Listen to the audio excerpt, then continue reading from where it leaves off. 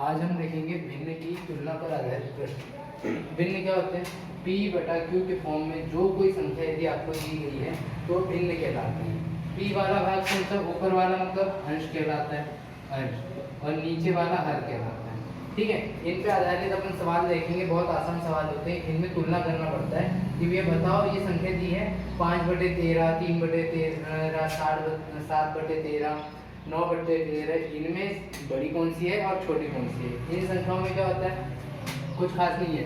देखो, यदि हर की संख्या समान दी गई है ना, यदि हर की संख्या समान दी गई है तो ऊपर जो अंश में दिया है बड़ा है तो बड़ा रहेगा, मतलब वो वाली संख्या बड़ी, और छोटी संख्या दी है तो वह छोटी। जैसे ये वाली संख्या है जिसमें हर की सभी संख्याएं समान है, तो इसमें 9/13 बड़ा दिखेगा और 3/13 छोटा है। इसे आरोही और अवरोही क्रम में भी जमा सकते हैं। यदि इसे अपन ने बोले कि आरोही क्रम में जमा, आरोही क्रम क्या होता है? छोटे से लेके बड़े पर, है ना, छोटे से बड़ा जाना। और अवरोही क्या होता है? बड़े से छोटे पे। ठीक है, इस टाइप का। अब जैसे यदि मुझे बोल दिया गया कि भैया आरोही क्रम में जमा, आरोही क्रम में जमा, तो आरोही क्रम क्या बोला मैंने? यदि हर समान है तो जो छोटा रहेगा वो छोटा और जो बड़ा है वो बड़ा। अब देखो आरोही क्रम में जमाते हैं तो क्या हो जाएगा? 3/13, 5/13, 7/13, 9/13, ये हो गया इसका आरोही क्रम। यदि मैंने बोल दिया इसका अवरोही क्रम उतारने को, तो अवरोही क्रम बनेगा अवरोही। अवरोही क्रम क्या होगा? इसका उल्टा, मतलब बड़े से छोटा। देखो 9/13, 7/13, 5/13 और 3/13, ये हो गया अवरोही क्रम, और ये हो गया ये ऊपर वाला हो गया आरोही क्रम और नीचे वाला हो गया अवरोही क्रम। ये किसके लिए था? जिसकी यदि हर की संख्या समान हो किसी सवाल में। ठीक है, अब देखते हैं यदि अंश में संख्या समान हो तब। अंश में यदि संख्या समान हो तब क्या करेंगे अपन? मतलब अंश में यदि संख्या समान है तो जो संख्या छोटी दिख रही है वह बड़ी होती है और जो बड़ी दिखती है वह छोटी होती है। जैसे यहाँ पे देखते हैं, यहाँ अवरोही आरोही निकालना आसान हो सकता है ना। अब देख लेते हैं इसमें सबसे छोटी संख्या कौन सी है? 6/11, 11 सबसे छोटी है ना। बाकी अंश में तो सभी समान है, 11 सबसे छोटी संख्या, तो 11 सबसे छोटी संख्या यही वाली क्या होगी? सबसे बड़ी। 6/11 सबसे बड़ी संख्या और 6/19 सबसे छोटी संख्या। यदि इसे आरोही और अवरोही क्रम में जमाना है तो कैसे जमाएंगे? आरोही क्रम में जमाना है तो कैसे जमाएंगे? देखो कुछ भी आसान नहीं है। आरोही क्रम में देखो छोटे से बड़े पे जाना है अपने को, तो 6/19 ऐसे, 6/19, 6/17, 6/13, 6/11, ये हो गया इसका आरोही क्रम। अब बनाते हैं अवरोही क्रम।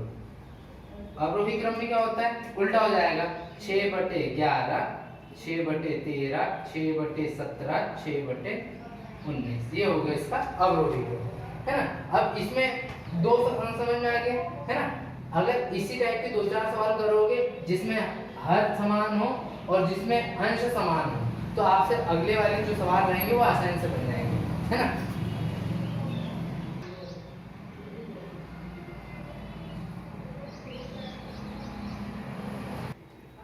अब देखते हैं ये तीसरा क्वेश्चन। तीसरे क्वेश्चन में क्या है? 2/3, 4/7, 5/8। अब इनमें आप बता नहीं सकते डायरेक्टली कि भैया कैसे निकालेंगे कौन सी छोटी संख्या है कौन सी बड़ी संख्या है। तो इसको निकालने के 2 तरीके हैं। पहले तरीके में या तो आप एलसीएम लो, सबसे शॉर्ट तरीका कि भैया सबको भाग देके देख लो शॉर्टकट में, है ना। यदि भाग देके देखते हैं, आसानी से चल जाएगा। 3 से भाग दिए 20 में, मतलब दशमलव लगाने के बाद दशमलव वादी आएगी तो 3 छिके 18, फिर 2 बचा, 3 छिके 18, और ये संख्या चलती जाएगी डैश करके, तो 0.66 ऐसे ले सकते हैं। फिर अगला ले लें, यहाँ पे 7 से भाग दिए 40 में, कैसा आएगा?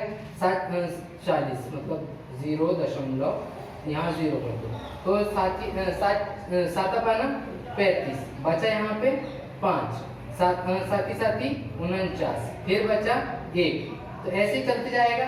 7 एकम 7 डैश 571, 666 यहाँ पे।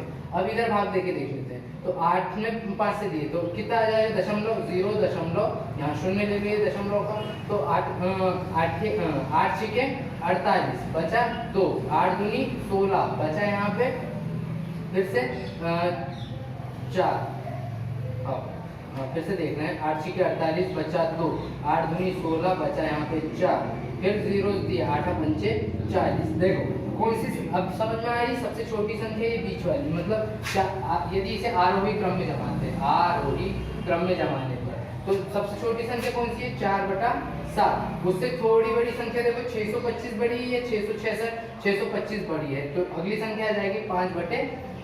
अब इससे बड़ी संख्या कौन सी है, 666 वाली, तो 2/p। ये जम गया कौन से क्रम में, आरोही क्रम में। अब इसी को यदि अवरोही क्रम में जमाते हैं, अवरोही क्रम में जमाए तो कैसे जमाएगा, 2/3, 5/8 और 4/7। ये जम गया अवरोही क्रम में। कोई दिक्कत यहाँ तक, बहुत आसान है, बन जाएगा कंप्लीट।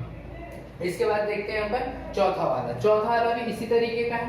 इससे पहले इसी वाले सवाल को अपन या तो एलसीएम के मेथड से कर सकते हैं, यदि एलसीएम मेथड नहीं करना है तो ये वाली बेहतरीन तरीका है।